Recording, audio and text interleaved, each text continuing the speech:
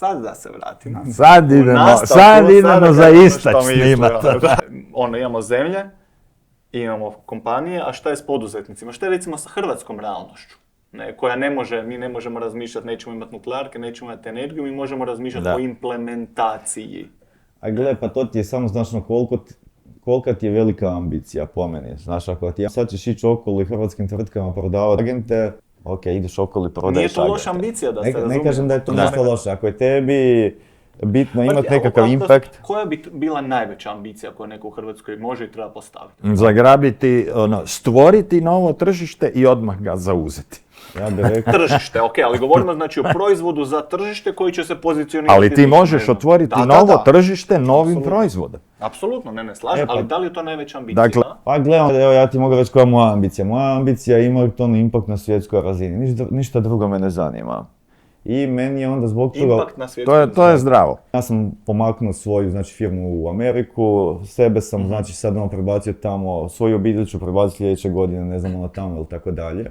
I ja si sad dođem i kažem, to je jedino mjesto s kojeg ja mogu ostvariti svoju ambiciju. Ne znači da ja ne bi možda, kad bi kulturološki Kina bila bliže, to ne znači ja da kroz Kinu ne bi, jer ja imam jako puno ljudi iz Kine koji će meni pristupiti. Ali ja jednostavno ne poznajem tu kulturu, ne osjećam se safe da razumijem što će se dogoditi. Ali ti si zapravo prilagodio zemlju u kojoj živiš svojoj ambiciji koju si imao, koja je bila vrlo visoka, ne? Što ako fiksiraš zemlju? Što ako kažeš, ok, ostajem u Hrvatskoj, koja je najveća ambicija koju neko iz Hrvatske može imati da promijeni svijet? Gledano, šta znači ostaješ u Hrvatskoj? Znači, da li se ja planiram razvoj, da li planiram provoditi, da li planiram imati, zaposliti tu ljude? Planiram sve od toga. Znači, najbitnije je, kad ti gledaš u kontekstu Hrvatske, ti uvijek gledaš sa 10 godina kašnjenja. Ti kad dođeš u Silicon Valley i pičaš negdje, ti shvatiš koliko tebe neko testira, jesi li ti Mislim, rekao bi čak i možda i cijela Europa da gleda sa određenim... Gledaj, problem zapravo u Hrvatskoj nisu ni ljudi, niti tržište. Imamo internet zapravo od 92. od kad je, ne znam, Mudrinić je potegnuo prve optičke kablove, usred rata smo dobili decent internet. Internet ti otvara sva tržišta. Ono što je izuzetno problematično i zbog čega ljudi idu van, odnosno u jednoj emisiji su čak mladi poduzetnici rekli kad ih je neko iz vlade pitao pa kako vam vlada može pomoći, onda je čovjek odgovorio najbolje da nam uopće ne pomaže. To nam je najveća pomoć, nemojte smetati. Mislim, to razumije u Europskoj uniji, sad su donijeli ove promjene zakona, ne vidio. Ja se slažem, to jest uvijek se pitam nešto što je mislio znaju prije govoriti. Zapravo pitanje koliko u Hrvatskoj ljudi imaju nekakvu svijest i razinu koja onda povlači ambiciju. Da li mi svi možemo biti dosta ambiciozni ili bi trebali biti? Ne? Da li se razlikuje naša ambicija od ljudi u Silicon Valley? Moraš imati nekoga ko će ambiciju prepoznati. Okay. I taj ko će ambiciju prepoznati mora biti profesionalan. Fundamentalna razlika između Amerike i Europe je izvor financiranja za start-upove. U Americi je to privatan novac i jednom četvrtina, ne, to je novac koji želi zaraditi, koji se želi oploditi. To je zdravi, stari, dobri kapitalizam. 1/4 su fondacije privatnih sveučilišta, zato što ljudi obično IP donesu sa sveučilišta, pa sveučilište dobije dionice u zamjenu. U Europi su najveći izvori financiranja EU fondovi, dakle država, koja te niti prati, niti te uvezuje kroz inkubatore i tako dalje, a drugi najveći izvor financiranja su velike tvrtke, BMW, Siemens i tako dalje, kojima apsolutno nije stalo da razviju proizvod koji će napraviti disrupciju njihove industrije. To je fundamentalno. Znaš šta, prije 7 godina kad sam startao AI, ljudi misle da to bilo oko umjetne inteligencije. Znaš što nije, mene je jako mučila ta ideja, dok u mojoj glavi još postala ta ideja može se više toga iz Hrvatske. Kako sam ja 20 i nešto godina u AI-u, i 20 i nešto godina sam sebe hajpam, sad je. Sad kako se zove, prije 7 godina, ja sebi kažem ne, evo tehnologija sad sazrijeva, sad je to. Ja želim okupiti lude ljude u Hrvatskoj i redovito ih stavljati u vrlo uske, tijesne prostore da ne mogu pobjeći jedni od drugih i da moraju ući u interakciju. Jer tu će se dogoditi nekakva magija, jer mi je ključno bilo to, ja sam sam sebi govorio, zbog rata, onoga, mi nismo sudjelovali u internet revoluciji.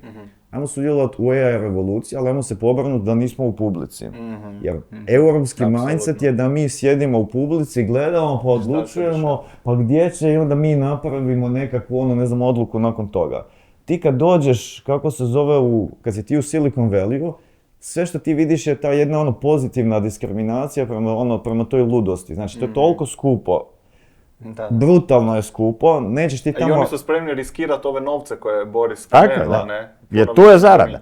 I ti tamo imaš onda 996, radiš od 9 do 9, 6 dana u tjednu, luđački, ali ako nemaš sreće da si jedan od prvih ljudi nekih ključnih kompanija, ti zapravo ne akumuliraš nikakvo bogatstvo, samo stojiš tamo i vrtiš ga. Znaš šta bi ja rekao mladim ljudima? Nemojte gledati što je danas tehnologija, nego gledajte što danas jedva možete napraviti. I što je užasno teško danas napraviti, ali nekako jedva možete to napraviti i radite na tom proizvodu, jer će za par godina to biti vrlo jednostavno.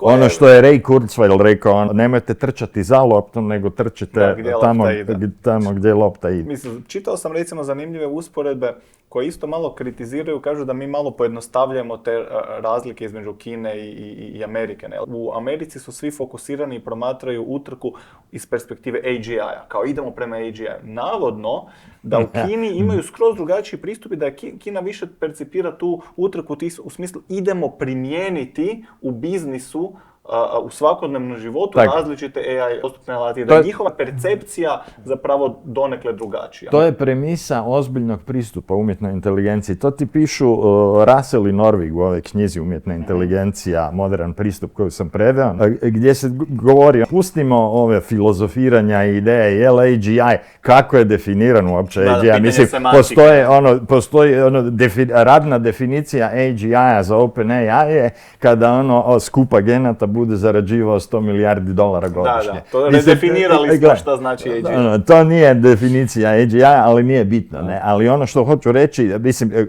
Kinezi su pragmatični. Da. I oni su stara civilizacija koja jako dobro zna upravljati velikim ljudskim resursima. A meni se ipak malo više sviđa ovaj AGI dio, ako mogu. Zato što ti je to, kažem, to ti je samo zabava za mase. AI je geopolitičko pitanje i ti kroz povijest civilizacije imaš svaki put kad izađeš iz kamenog doba, uđeš u ono sljedeće, ti ćeš imati redistribuciju ovisno ko ima pristup resursima. I sad ti imaš američki pristup, sve te kompanije koje guraju AGI, one ga guraju zbog rekrutinga. Znači, ide Sam Altman, nosi ruksak, zašto? Tu su šifre da zaustavi AI ako se otme kontroli. Pa, ne misli on to. On isto vodi kompaniju, gubi 14 milijardi godišnje, mora donijeti nove investitore i mora donijeti najbolji inženjerski talent. Kina ima drugi pristup. Kina nema Hollywood, nema taj reach i distribucijski kanal. Ono što oni imaju efikasnost. I stratešku podršku države. Američke kompanije imaju podršku države, ali oni dođu i kažu nametni naše core vrijednosti, nametni naše brendove. To je ono što ti je velika prednost Amerike.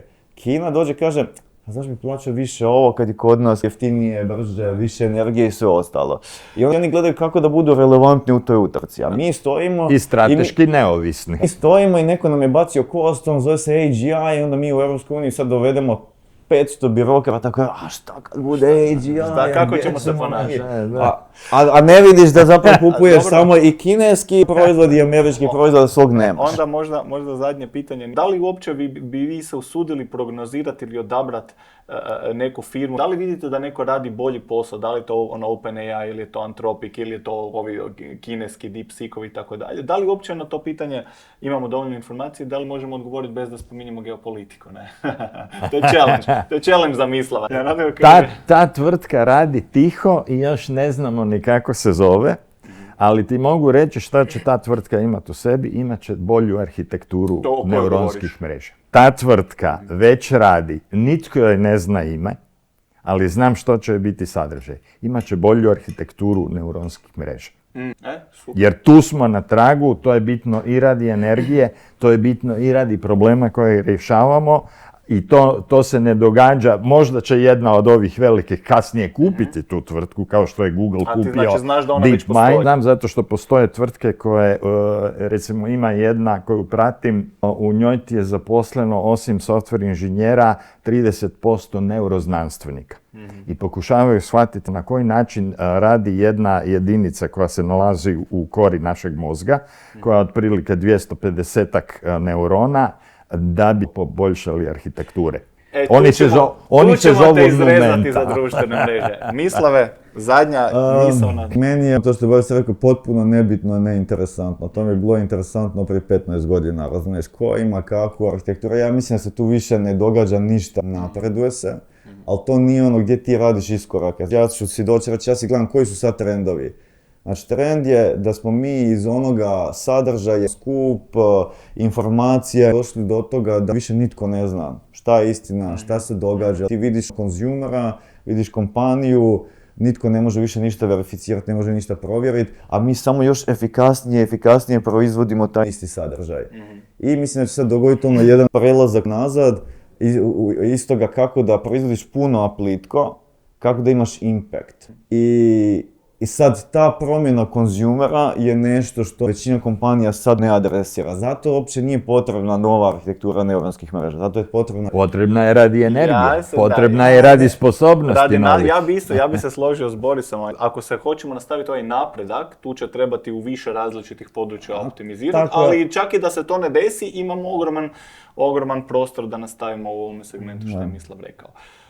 S obzirom na vrijeme, otvorili smo puno pitanja. Neće biti dosadna. Neće biti dosadna, mi ćemo još nastaviti sa nekim od tema, ali evo ovdje i ovaj neslužbeni dio završavam i još jednom vam se, dečki, zahvaljujem na tome što ste pristali biti gosti. Svakako se čujemo vezano uz sljedeće teme gdje ćemo možda snimiti vaše izjave.